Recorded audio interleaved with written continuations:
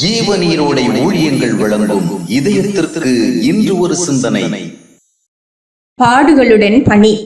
அவர் கர்த்தருக்காக வைராக்கியமாக வாழ்கின்ற ஒரு விசுவாசி. கர்த்தருக்கு பிரியமான விதமாக வாழ்ந்து அநேகரை கர்த்தருக்கு நேராக வழிநடத்துகின்றவர்.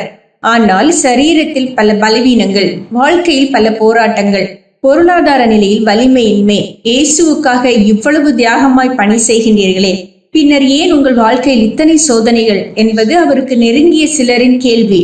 ஆனால் அந்த கேள்விகள் அவரை பாதிப்பதில்லை. சோதனைகளும் வேதனைகளும் வரத்தக்க இயற்கையுடையதே இந்த உலகம். அந்த இயற்கையின்படி அநேகருக்கு நேரிடுகின்றவைகளே எனக்கும் நேரிடுகின்றன. அவைகளை ஏற்றுக்கொண்டு செயல்படுவதுதான் உண்மையான தேவ பக்திக்கு அடையாளம். ஆனால் அநேகரை போல நான் கஷ்டங்களை சந்திக்க நேரிட்டாலும், அநேகரை போல நான் சோர்ந்து போவதோ நம்பிக்கை இழப்பதோ இல்லை. இவைகளின் நடுவில் அவைகளின் மனவிசனம் அடையாதபடி கர்த்தர் எனக்கு சமாதானமான இருதயத்தை தந்திருக்கிறார். அதுவே வித்தியாசம் என்று அமைதியாக பதிலளிப்பார்.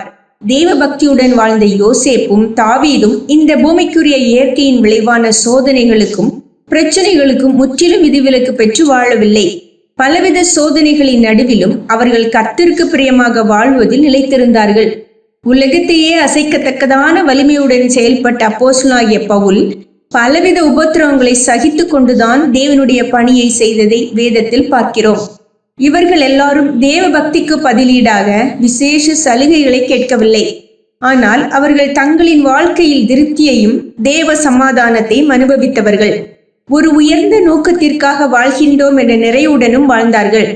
சில நேரங்களில் அல்லது சில சூழ்நிலைகளில் மற்ற எல்லா மக்களும் சந்திப்பது போன்ற இந்த பூமிக்குரிய போராட்டங்களை சந்தித்து கொண்டே நாம் தேவனுக்காக பக்தியுள்ள ஒரு வாழ்க்கையை வாழ்வது தேவனுடைய சித்தமாக உள்ளது.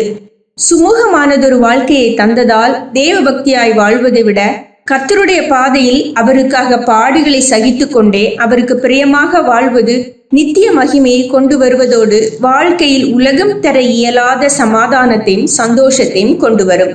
சிந்தனைக்கு.